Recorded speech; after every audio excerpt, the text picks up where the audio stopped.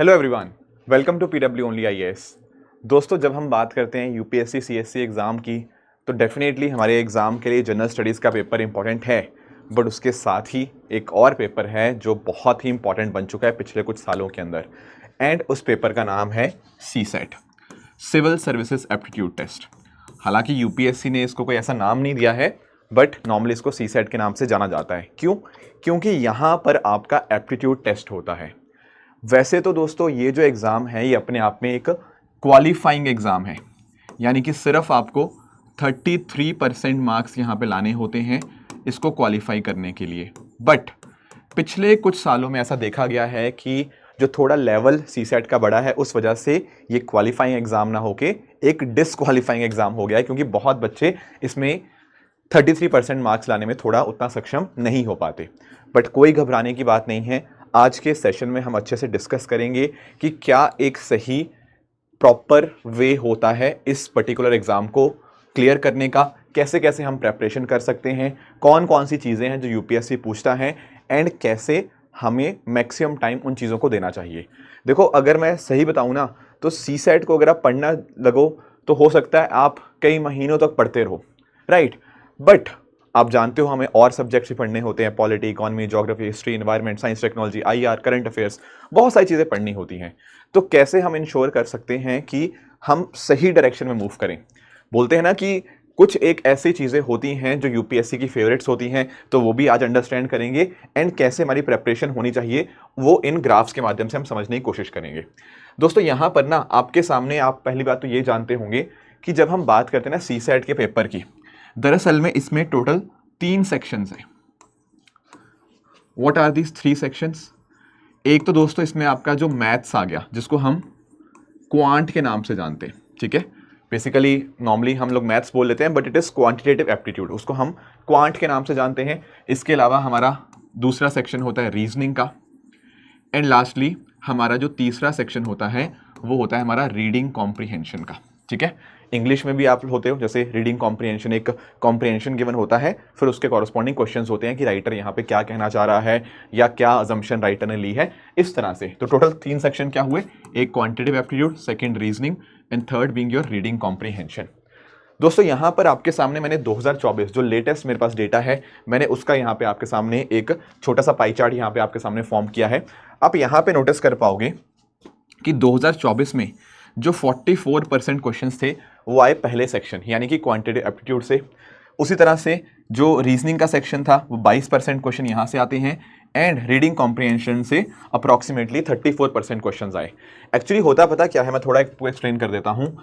आपका सीसेट के पेपर में टोटल 80 क्वेश्चन होते हैं, राइट, और हर क्वेश्चन 2.5 मार्क्स का होता है।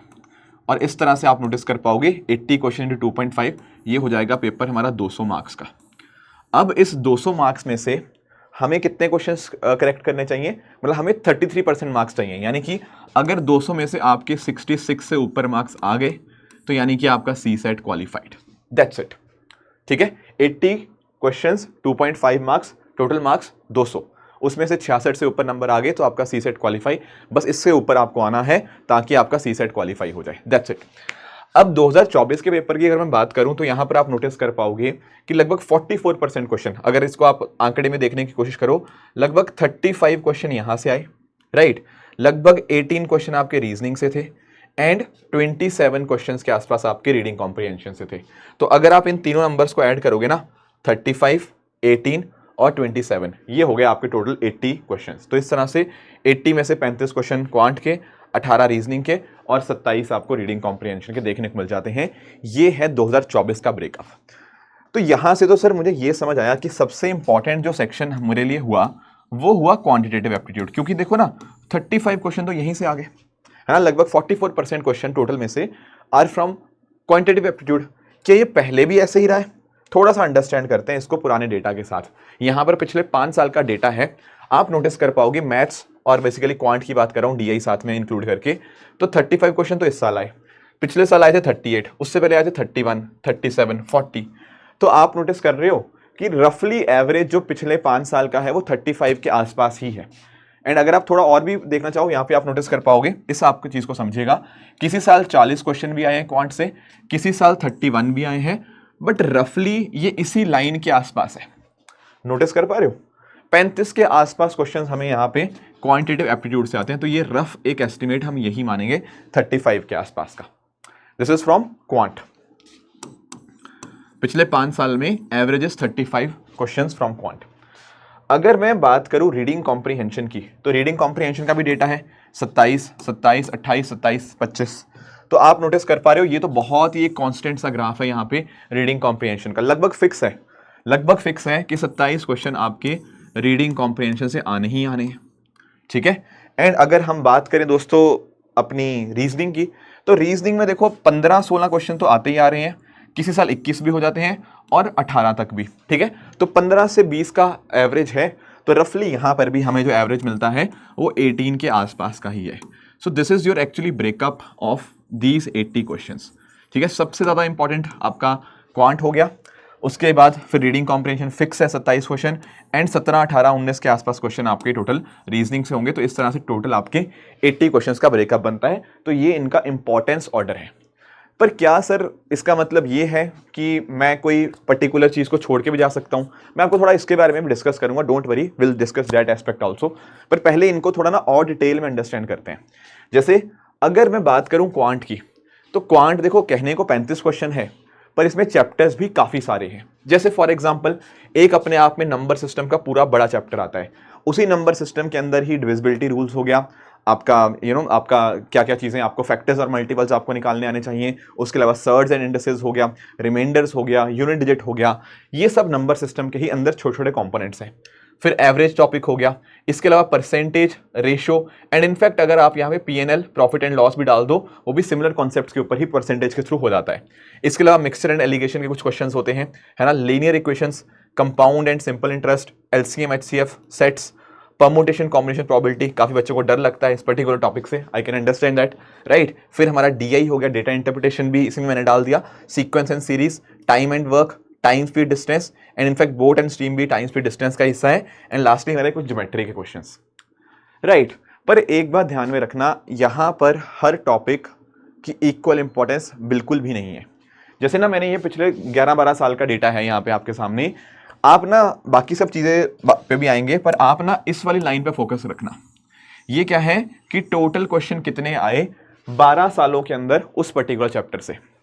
जैसे नोटिस करना, सबसे पहली चीज नोटिस करो यहाँ पे, ये क्या है sir, 68। What is 68? Sir 68 question आए नंबर सिस्टम से। और अगर आप पिछले 3-4 साल की बात करो, तो आप नोटिस कर पा रहे हो कि 13, 14, 15, 16, 17 इस तरह से कुछ क्वेश्चंस आते हैं।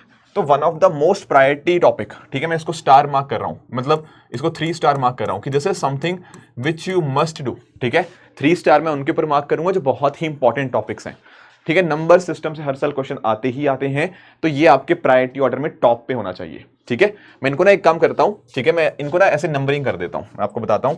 लेट अस से अगर मैंने नंबर 1 किया तो बहुत important, very very very important, right. 2 किया तो इंपॉर्टेंट है, 3 किया तो लेस इंपॉर्टेंट, ठीक है, ऐसे समझ लेना, राइट। तो अब अगर मैं नंबर सिस्टम की बात कर रहा हूं, मैं इसको नंबर 1 दूंगा, ठीक है। क्यों दूंगा? क्योंकि नोटिस करो ना, पिछले 3-4 साल में बहुत ज्यादा क्वेश्चन आए हैं, टोटल 68 क्वेश्चंस के आसपास यहां पर हमें देखने को मिल जाएंगे। उसके अलावा कुछ और चीजें भी नोटिस करो, जैसे ये देखो, ये कौन सा चैप्टर है, 53 क्वेश्चन वाला, ये है आपका percentage, ratio, profit and loss, ठीक है। यहां पर से भी सर किसी साल 6-7 क्वेश्चन आ रहे हैं तीनों को मिला के।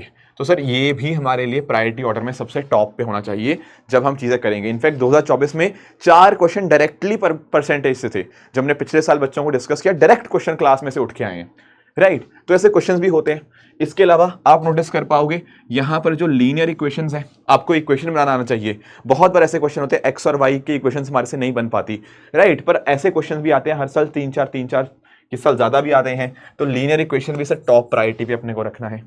उसके अलावा अगर मैं बात करूं, ठीक है, कुछ औरों पे भी आएंगे, जैसे 34, ये कहां पे है? ये देखो यार, ये है परमुटेशन, कॉम्बिनेशन एंड प्रोबेबिलिटी से। होता पता क्या है, परमुटेशन, कॉम्बिनेशन, प्रोबेबिलिटी से किस साल बहुत ज्यादा क्वेश्चन आते हैं, किस साल बहुत ही कम आते हैं। जैसे मैं आपको बताता हूं, इस साल कोई भी क्वेश्चन नहीं आया 2024 में। 23 में बहुत सारे क्वेश्चंस थे, एंड इनफैक्ट ना कुछ मैंने नंबर सिस्टम में भी डाल दिए क्योंकि वो मिक्स थे थोड़े से। यहां पर भी कुछ क्वेश्चंस थे बट वो भी मिक्स थे, राइट तो मिक्सचर के साथ आते हैं कई बार नंबर सिस्टम के साथ। तो कहने का मतलब है सिर्फ परम्यूटेशन कॉम्बिनेशन प्रोबेबिलिटी भी करना चाहिए। भले ही 2024 में कोई क्वेश्चन नहीं आया पर 23, 22, 21 में ठीक ठाक नंबर ऑफ क्वेश्चन आए थे। तो ऐसा नहीं है कि ये चैप्टर हम छोड़ के चले जाएं। हाँ, इतना जरूर होना चाहिए कि हमारा बेसिक फंडामेंटल्स टॉपिक के अच्छे होने चाहिए। कोई बहुत ही रैंडम बहुत ही टफ क्वेश्चन आए that we can leave, but otherwise जो टॉपिक्स मैंने बताया मतलब उनमें एटलीस्ट फंडामेंटल जरूर अच्छे होने चाहिए। इसके अलावा अगर मैं बात करूं, एक है आपका सीक्वेंस एंड सीरीज, है ना, यहां से भी क्वेश्चंस काफी सारे आते हैं, तो ये भी आपका थोड़ा प्रायोरिटी 1 पे ही आप इसको रखिए, ठीक है। तो ये कुछ टॉपिक्स हैं जो आपके टॉप मोस्ट प्रायोरिटी पे होने ही होने चाहिए। क्लियर। अब आते हैं थोड़ा सा उन टॉपिक्स की तरफ जो थोड़ा सा कम प्रायोरिटी पे हैं। जैसे हमने देखो नोटिस क्या कर लिया, हमने ये देख लिया, हमने ये देख लिया, हमने ये सब हम कर चुके हैं। बाकियों को भी हम थोड़ा प्रायोरिटाइज करने की कोशिश करते हैं। जैसे फॉर एग्जांपल ना एवरेज को भी नोटिस करो, एवरेज में भी 1 से 2 क्वेश्चन आते हैं। अब एवरेज ना एक आसान टॉपिक है, अगर आपने 1 घंटा 1.5 घंटा समझ लिया ना इस टॉपिक को, आपके क्वेश्चन हो ही जाएंगे। तो इसको छोड़ना बिल्कुल नहीं है। तो ये सेकंड प्रायोरिटी पे मैं इसको डाल रहा हूं, this is important topic. Mixture को अभी स्किप कर सकते हैं। कंपाउंड सिंपल इंटरेस्ट अभी कोई खास क्वेश्चन नहीं आता। एलसीएम एचसीएफ भी ठीक है, मतलब नॉट दैट इंपॉर्टेंट, बट हाँ एक एक क्वेश्चन हर साल आ जाता है। सेट से हार्डली कोई क्वेश्चन आता है। फिर डेटा इंटरप्रिटेशन, यस ये पिछले कुछ सालों में डीआई के से थोड़े कम क्वेश्चन आए हैं, बट वी मस्ट अंडरस्टैंड ताकि बाकी चैप्टर को हम समझ पाएं। लास्टली वर्क एंड टाइम की बात करें, ठीक है, ये भी ठीक है, मतलब this should be also second priority. Time speed distance और बोट एंड स्ट्रीम में इकट्ठा बता रहा हूं, तो ये भी आपका सेकंड प्रायोरिटी रहेगा एंड ज्योमेट्री भी आपकी सेकंड प्रायोरिटी रहेगी, ठीक है। यहां पर ना मैंने नंबरिंग कर दी है सारे चैप्टर्स की, और जो बाकी बच गए हैं उनमें हम 3 नंबरिंग कर देंगे। मतलब ये टॉपिक्स उतने ज्यादा इंपॉर्टेंट नहीं है, 3 वाले, 1 वाले बहुत बहुत ज्यादा इंपॉर्टेंट है, 2 वाले भी इंपॉर्टेंट है, 3 वाले थोड़े से कम इंपॉर्टेंट है। क्या फायदा होगा, जब हम पढ़ेंगे ना किसी टॉपिक को, हमें एक आइडिया होगा कि हाँ यार ये टॉपिक ऐसा है जिसमें मुझे अच्छा परफॉर्म करना इंपॉर्टेंट है, क्योंकि यहां से भर भर के क्वेश्चन आते हैं। जैसे नंबर सिस्टम आप छोड़ के नहीं जा सकते, हर साल 13, 12, 13, 14, 15 इस तरह क्वेश्चन आ जाते हैं, तो वो टॉपिक आपको आना चाहिए। That is very important for your exam, right. ये मैंने आपको बता दिया किसके बारे में, अपने क्वांट के बारे में, ठीक है। इतने सारे टॉपिक्स हैं, ठीक है, लगभग 20 के आसपास टॉपिक होंगे, but this is your important in every particular topic. Yes, ये है हमारे सामने, ठीक है। आप चाहो ना इस पर्टिकुलर चीज का स्क्रीनशॉट ले लो अगर if you want to take it, ताकि आपको ना क्लैरिटी रहे क्या पढ़ना है क्या नहीं पढ़ना, कैसे कैसे करना है। बाकी इसके अलावा अगर मैं दोस्तों बात करूं अपने लॉजिकल रीजनिंग की, अब लॉजिकल रीजनिंग में ना टॉपिक बहुत सारे दिख रहे हैं, पर ये उतने लंबे टॉपिक्स नहीं है। मतलब जैसे क्लॉक का अगर आपको कॉन्सेप्ट आ गया then you will be able to do it, calendar का टॉपिक समझ आ गया तो आराम से क्वेश्चन बन जाएगा, डायरेक्शन भी हो जाएगा। देखने में ये टॉपिक्स लग रहे हैं पर ये टॉपिक्स नहीं है, छोटे छोटे टॉपिक्स ही हैं, मतलब 1 घंटे 2 घंटे के टॉपिक्स हैं अपने आप में। तो इनके ऊपर आपको एक अच्छी पकड़ अगर होगी ना तो आराम से क्वेश्चन हो जाएंगे। मैंने बताया था ना लगभग हर साल 15 से 18 क्वेश्चन, 18 के आसपास क्वेश्चन आते हैं रीजनिंग के, बट आप नोटिस कर पाओगे ये टॉपिक्स आसान होते हैं। जैसे अगर आपको क्वांट में अपने आप को बेहतर बनाना है, it will take some time, आपको खूब सारी प्रैक्टिस करनी पड़ेगी, बट रीजनिंग के क्वेश्चन बहुत ही लॉजिकल होते हैं। इनफैक्ट ना इसीलिए लॉजिकल रीजनिंग बोला जाता है, क्योंकि ये आपकी दिमाग को टेस्ट करता है, राइट। मैं इसमें भी आपको थोड़ा प्रायोरिटी ऑर्डर समझाता हूं। जैसे ना एक टॉपिक यहां पे नोटिस करो, डेटा सफिशिएंसी का। इस साल इसमें 10 से 11 क्वेश्चन देखने को मिले डेटा सफिशिएंसी के टॉपिक से। तो यार रीजनिंग में ये टॉपिक तो आप मिस कर ही नहीं सकते। अगर आपने इसको क्वांट में डालना that is also okay, but ये आपका बहुत ही टॉप प्रायोरिटी में होना चाहिए।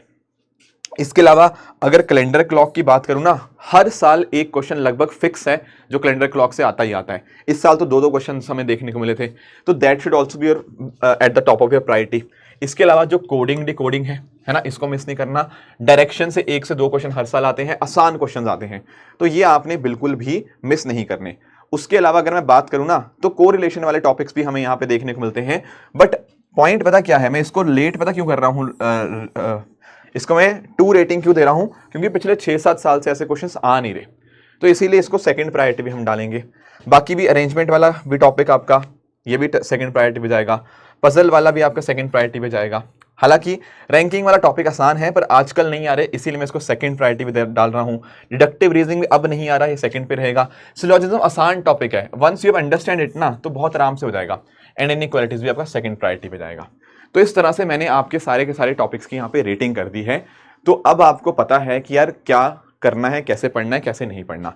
मेरे पास पता है क्या होता है, बहुत सारे बच्चों के ना डाउट्स आते रहते हैं। कई बच्चों का डाउट आता है, सर क्या मैं क्वांट छोड़ दूं एग्जाम के लिए, कोई बच्चा बोलेगा सर क्या मैं रीडिंग कॉम्प्रिहेंशन छोड़ दूं, क्या मैं रीजनिंग छोड़ दूं। बच्चे ऐसा पूछते हैं कि यार सर मैं 2 सब्जेक्ट्स कर लेता हूं या 2 टॉपिक्स पढ़ लेता हूं, तीसरे को छोड़ दूं क्या। देखो यार ऐसा मत करो, समझो इस बात को। अब आपको हो सकता है किसी बच्चे को लगता हो कि सर क्वांट टफ है, बट डज इट मीन कि क्वांट के सारे टॉपिक्स टफ है? नो। आपने अगर क्वांट में कोई टॉपिक छोड़ना है, आप स्किप करना है, तो बहुत ही ध्यान से करो।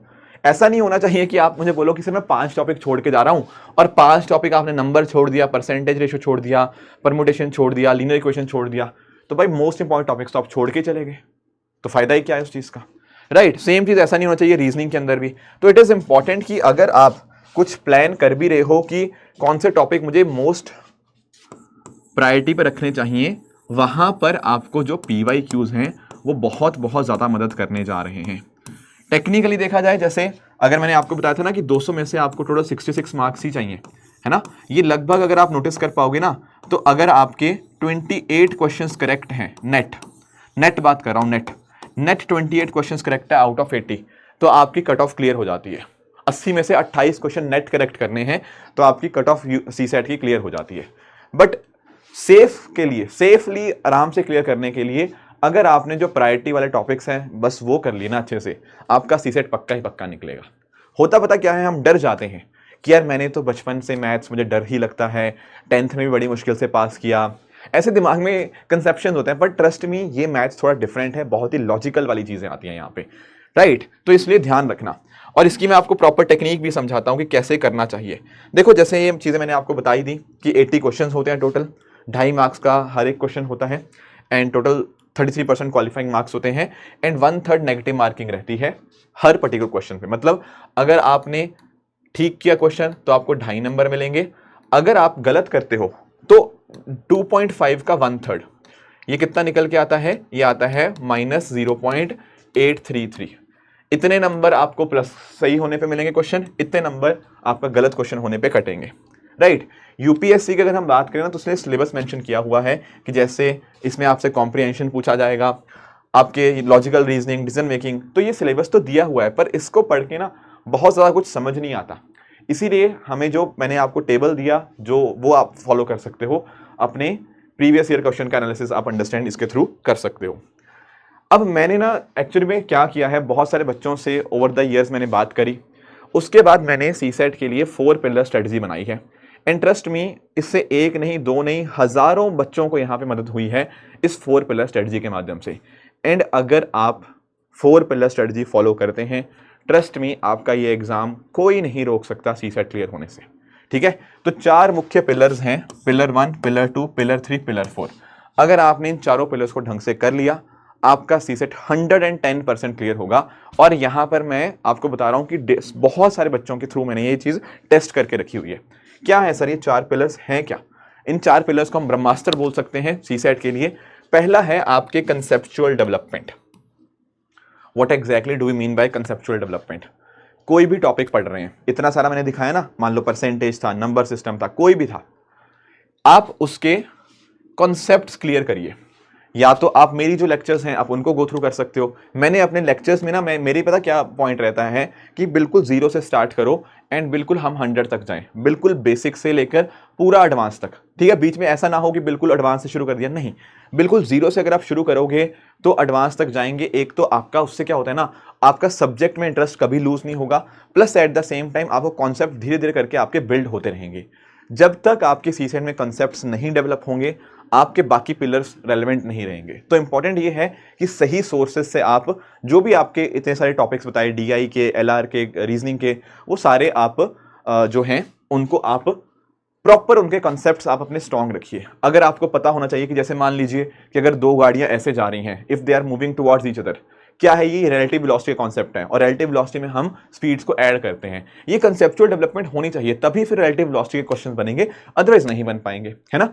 तो ये जो चीजें होंगी ये एप्लीकेशन ओरिएंटेड होनी चाहिए, आपकी जो पढ़ाई होनी चाहिए। सिर्फ ऐसा नहीं कि फॉर्मूला रट लिया, नहीं, फॉर्मूला इंपॉर्टेंट है, बट यूपीएससी CSAT में उतने फॉर्मूला बेस्ड क्वेश्चन नहीं आते, वो एप्लीकेशन ओरिएंटेड ज्यादा आते हैं। तो जब आपने कंसेप्ट अपने अच्छे रखे होंगे ना, तो आप उनको अच्छे से अप्लाई भी कर पाओगे। एंड ये जो कंसेप्चुअल डेवलपमेंट होनी चाहिए, ये PYQ एनालिसिस के बेसिस के ऊपर होनी चाहिए। क्या मतलब इस चीज का? देखिए यहाँ पे दोस्तों, जैसे यूपीएससी ने 2018 में ये क्वेश्चन पूछा, आपको मैं सॉल्व करने के लिए नहीं बोल रहा, पर मेरा कहने का मतलब पता क्या है, क्वेश्चंस के फॉर्म अक्सर यूपीएससी सीसेट में रिपीट होती है। 2018 में ये क्वेश्चन आया, उसके अगले साल, मतलब अगले साल नहीं 2 साल बाद 2020 में ये क्वेश्चन आया, बिल्कुल सिमिलर क्वेश्चन, सेम कॉन्सेप्ट के ऊपर सेम तरीके से सॉल्व हो जाएगा। किसी बच्चे ने अगर ये किया होता, उससे अगला क्वेश्चन बहुत आराम से हो जाता। तो यही होता है कि जब आपने कंसेप्ट डेवलप किए होते हैं, एप्लीकेशन उनका ओरिएंटेशन देखा होता है, एंड साथ ही साथ अगर आपने उनको जो चेंजिंग ट्रेंड्स हैं यूपीएससी के उसके हिसाब से अंडरस्टैंड किया होता है, तो आपका पिलर 1 बहुत ही मजबूत हो जाता है। एक बार ये पिलर स्ट्रांग हो गया, अब बाकी पिलर इसके ऊपर बिल्ड ही करने हैं। ठीक है, सबसे पहला फंडामेंटल पिलर यही है। ठीक है, या तो आप अगर आप जैसे भी आप पढ़ रहे हैं आपके ऊपर है, बट जो हमारे लेक्चर्स के थ्रू जैसे मैं क्लासेस के अंदर बच्चों के साथ डील करता हूं, तो हम बिल्कुल इसी फॉर्मेट के इसके अंदर फॉलो करते हैं, ताकि कोई भी बच्चे को कोई भी तरह की कंसेप्चुअल डेवलपमेंट में कोई दिक्कत ना आए। फिर दोस्तों हम आते हैं अपने पिलर नंबर 2 के ऊपर। पिलर नंबर 2 है रेगुलर प्रैक्टिस। अब देखो यार, यहां पर हमने क्या किया था सर, हमने कंसेप्ट समझ लिया, कंसेप्ट अंडरस्टैंड भी कर लिया और एप्लीकेशन भी उसकी समझी, बट जब तक सर हम खुद प्रैक्टिस नहीं करेंगे तब तक वो चीज ऐसी है कि जैसे मैं तो बच्चों को कई बार क्लास में बोलता भी हूं, एक मूवी देखने और एक मूवी को बनाने के अंदर दुनिया, मतलब जमीन आसमान का अंतर है। ठीक है, एक मूवी देखने और एक मूवी बनाने के बीच में जमीन आसमान का अंतर है। उसी तरह से अगर आप आराम से, जैसे कुछ बच्चे ऑनलाइन जो पढ़ते हैं, उनका होता है कि सर बोल तो रहे हैं, सर करवा तो रहे हैं, सर क्वेश्चन हो तो रहे हैं, ठीक है, बट खुद वो अपने पेन से कभी क्वेश्चन सॉल्व करने की कोशिश नहीं करते, एंड ये होती है उनकी सबसे बड़ी मिस्टेक। जब भी आप कहीं से भी सीखें अपने क्वांट को या रीजनिंग को या कोई भी इस तरह से, आपको साथ साथ में उसकी प्रैक्टिस करनी पड़ेगी। जैसे मेरी अप्रोच नॉर्मली ये रहती है कि क्लासेस के अंदर तो मैं बच्चों से प्रैक्टिस करवाता ही हूं, उनको कुछ मैं होमवर्क भी देता हूं ताकि वो खुद अपने एंड पे प्रैक्टिस करके आएं। जब तक आप पेन पेपर के साथ सीसेट नहीं सॉल्व करेंगे, आपको खुद के ऊपर कॉन्फिडेंस, क्वेश्चन सॉल्विंग एबिलिटीज आपके अंदर नहीं डेवलप होंगी। तो जिस टॉपिक की ज्यादा इंपॉर्टेंस है वहां पर थोड़े ज्यादा क्वेश्चन प्रैक्टिस कीजिए, जिसमें थोड़ी कम इंपॉर्टेंस है वहां पर थोड़ी कम प्रैक्टिस से भी काम बन जाएगा। बट यही आपको ना इवेल्युएट और सेल्फ असेसमेंट आप यहां पे कर सकते हो कि यार मैंने क्लास पढ़ तो ली, मैंने कंसेप्ट तो डेवलप कर लिया, पर क्या मेरे से, लेट अस से मान लो 10 क्वेश्चन है, क्या 10 में से ठीक ठाक नंबर ऑफ क्वेश्चंस हो रहे हैं? अगर नहीं हो रहे, दैट मींस कि कॉन्सेप्ट ही कहीं ना कहीं समझ नहीं आया या उसको एप्लीकेशन समझ नहीं आई। तो ये जो आपका रेगुलर प्रैक्टिस वाला सेकंड पिलर है ना, ये आपको मदद करेगा अपने आपको असेस करने के लिए इस कॉन्सेप्ट के बेसिस के ऊपर। एक बार ये दोनों चीजें हो गई, कंसेप्ट आपने डेवलप कर लिए, आपने अपने एंड पे प्रैक्टिस कर ली, अब इंपॉर्टेंट चीज आती है थर्ड कंपोनेंट, वो है हमारा डाउट सॉल्विंग का। देखो डाउट्स भी अपने आप में बहुत ज्यादा इंपॉर्टेंट हो जाते हैं। ठीक है, कि क्योंकि देखो यार, हम ना डाउट्स के माध्यम से ही तो सीखते हैं। वी कीप ऑन अंडरस्टैंडिंग कि हाँ यार, मेरी कहाँ पे वीकनेस है, कहाँ पे मेरी कमियां हैं, कैसे उनको मैं बेहतर बना सकता हूँ। वो तब होंगी जब आप मेरे साथ, हमारे मेंटर्स के साथ, उनके साथ डिस्कशंस करते हैं, या जहां से भी आप कहीं ना कहीं पढ़ रहे हो उनके साथ डिस्कशंस करते हैं। कई बार ऐसी चीजें होती हैं, हमें लगता है यार ये ऐसे हो जाएगा, बट जब एक तरह से स्ट्रेटजी डिस्कशंस होती हैं मेरे साथ या किसी और के साथ, तो that is a very good metric in order to improve yourself. तो जो भी डाउट्स होंगे, मान लीजिए क्वेश्चन नहीं हो रहे, वो क्वेश्चन आपकी जो थॉट एबिलिटी है, सोचने की जो तरीका है, उसको कहीं ना कहीं आपको हेल्प करेगा यहाँ पे। तो प्रोग्रेस भी आपको मिलती रहेगी एंड साथ साथ आपके डाउट्स भी सॉल्व होने जरूरी हैं। Doubt solving is very very important component. ठीक है, लेक्चर्स में भी मैं भी कोशिश करता हूं कि बच्चों के सारे डाउट्स रिजॉल्व हों, क्योंकि वही एक डाउट है जो आपको अपने सोचने के तरीके को बेहतर बनाएगा। Lastly is very very important thing, that is full length mock test. क्यों ये पिलर क्यों इंपॉर्टेंट है फुल लेंथ मॉक टेस्ट का? इसका रीजन ये है दोस्तों कि अगर आपने चीजें पढ़ ली, प्रैक्टिस कर ली, पर वो 2 घंटे के अंदर आप कैसे इंश्योर करेंगे कि आप अपना स्कोर मैक्सिमाइज कर पाओ? कैसे कर पाओगे? जब तक आप फुल लेंथ मॉक टेस्ट नहीं दोगे तब तक नहीं हो पाएगा। आई विल टेल यू, कई बार बच्चे ना जिनका सी सेट नहीं होता, वो पता क्या करते हैं, लेट अस से उनके सामने पहला कोई क्वेश्चन आ गया, और पहला क्वेश्चन ऐसा है जो काफी लेंदी क्वेश्चन है, और हो सकता है उनके स्ट्रॉन्ग एरिया में से ना हो, कोई ऐसा टॉपिक हो जो उन्होंने बहुत ज्यादा ना पढ़ा हो, राइट? तो वहां पर कई बार पता क्या, उस क्वेश्चन को उनको लगता है मैं कर सकता हूं, उस चक्कर में कई बार एक ही क्वेश्चन के ऊपर वो 5, 7 या 10 मिनट भी लगा देते हैं। मैंने देखे हैं ऐसे बच्चे कई बार। जैसे 2022 में एक क्वेश्चन आया था डिविजिबिलिटी रूल्स के ऊपर, आसान, मतलब क्वेश्चन आसान नहीं था, क्वेश्चन लेंदी था वो बहुत ज्यादा, हो सकता है, बट एग्जाम में वो अगर आप करने बैठेंगे तो 3-4 मिनट लग जाएंगे, और अगर आपकी थोड़ी कैलकुलेशन कमजोर है तो शायद 7-8 मिनट भी लग जाए। ऐसे क्वेश्चंस को आपको शुरुआत में नहीं करना होता, आपको ये डिसाइड करना होता है कि कौन सा क्वेश्चन ईजी है एंड कम टाइम के अंदर मैं सॉल्व कर सकता हूं, या फिर कौन सा क्वेश्चन ऐसा है जो कहीं ना कहीं थोड़ा टाइम कंज्यूम करेगा। इसी चीज को मैं अपने लेक्चर्स के अंदर बताता भी हूं बच्चों को कि आपको ना हमेशा जो सीसेट का पेपर है वो राउंड्स के अंदर सॉल्व करना चाहिए, राउंड स्ट्रेटजी अडॉप्ट करनी चाहिए। What do you mean by round strategy? जो क्वेश्चन थोड़ा आसान है उसको पहले सॉल्व करिए, जो क्वेश्चन ऐसा लगता है which is going to take a lot of time, वहां पर आपको वो जो आपका क्वेश्चन है उसको आप later part of the paper में सॉल्व करेंगे। देखो ध्यान रखो 80 क्वेश्चंस हैं, हमें एक अपने स्कोर को मैक्सिमाइज करना है, चाहिए तो 66 नंबर ही, बट वो स्कोर तभी मैक्सिमाइज होगा जब हम ये ध्यान में रख पाएंगे कि कितना क्वेश्चन करने हैं, कौन सा छोड़ना है, कौन सा पहले करना है, कौन सा टाइम वेस्टिंग क्वेश्चन है, राइट। वो सब चीज़ कैसे पता लगेंगी? जब हम अपने एंड पे फुल लेंथ मॉक टेस्ट देंगे। ये एक तरह से आपका इवैल्यूएशन होगा, टाइम मैनेजमेंट का स्किल आपको ये यहाँ पे सिखाएगा। तो अगर दोस्तों आप लोग इन चारों पिलर्स को फॉलो करते हैं, concept development, regular practice, doubt solving, full length mock test, trust में आपका सीसेट क्लियर होने से कोई भी आपको यहाँ पे रोक नहीं सकता। ठीक है, तो ये 4 पिलर्स मैंने हमेशा एक नहीं, 2 नहीं, हजारों बच्चों के साथ ये टेस्ट किए हुए हैं। हर साल बच्चे इसी पर्टिकुलर स्ट्रेटजी के साथ सीसेट को क्लियर करते हैं। इवन तब भी जब 2023 में यूपीएससी थोड़ा अपना टफ पेपर पूछता है, इवन तब भी जब थोड़ा आसान आता है, हमेशा ये आपकी 4 पिलर स्ट्रेटजी वर्क करती ही करती है, राइट। इसकी जो पीडीएफ होगी ना दोस्तों, अगर आपको चाहिए होगी तो मैं अपने टेलीग्राम पे भी शेयर कर दूंगा, सो दैट कि सबको बेनिफिट हो। ये Rishabh Sharma sir PW Telegram channel है, इस पे आपको ये पीडीएफ मिल जाएगी, ताकि अगर आपको अपनी स्ट्रेटजी को देखना हो। क्लियर है? ठीक है, तो लास्ट में मैं बच्चों को यही बोलता हूं सब लोगों को कि पेपर 2 को कभी भी आपने बर्डन की तरह नहीं लेना। क्यों नहीं लेना? कई बच्चों के दिमाग में ना बर्डन ही रहता है कि यार पेपर 2 सीसेट मैं कैसे करूंगा। अगर आप इसको बर्डन की तरह ही लेंगे तो फिर यार देखो मजा नहीं आएगा इस पेपर को कभी पढ़ने के अंदर। आप इस पर्टिकुलर पेपर को अच्छे से पढ़िए, ठीक है। तो कॉन्सेप्ट बहुत सारे नए आएंगे, हाँ बिल्कुल आएंगे, उनको सीखने के नजरिए से पढ़ेंगे तो डेफिनेटली एग्जाम क्लियर होगा। दूसरी गलती पता क्या करते हैं? कुछ बच्चे इस एग्जाम को बहुत ही लाइटली ले लेते हैं। समझो, कई बच्चे कहते हैं कि सर ये तो क्वालिफाइंग एग्जाम है, ये तो हो ही जाएगा, और कई बार यहीं पे हमारी गलती हो जाती है। तो ध्यान पता क्या रखना है, ऐसा भी नहीं करना कि इसको बहुत बड़ा बर्डन, बहुत बड़ा हुआ बना देना इस एग्जाम को, नहीं। एट द सेम टाइम इतना भी लाइटली, इतना भी कैजुअल अप्रोच नहीं लेनी कि मतलब बिल्कुल इस एग्जाम को छोड़ दिया।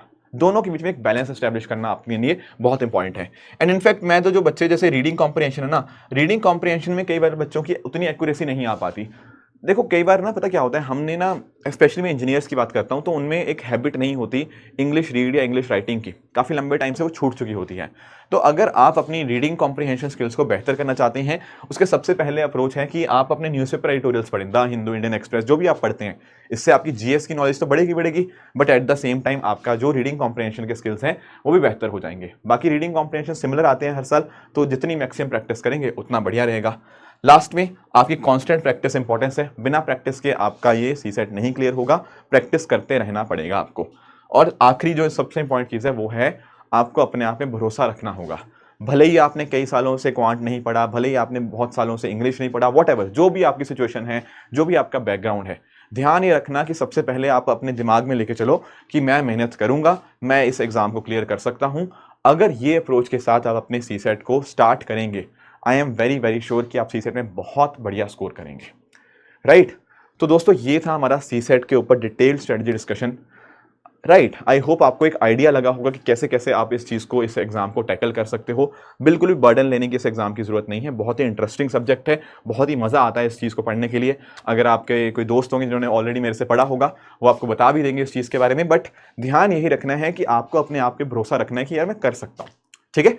तो ये था हमारा सेशन आज का, आई होप आपके लिए बहुत ही बेनिफिशियल रहा होगा। इसी तरह से आप सब लोग अपने एंड पे हार्ड वर्क करते रहिए। Thank you so much for joining, all the very best, thank you so much.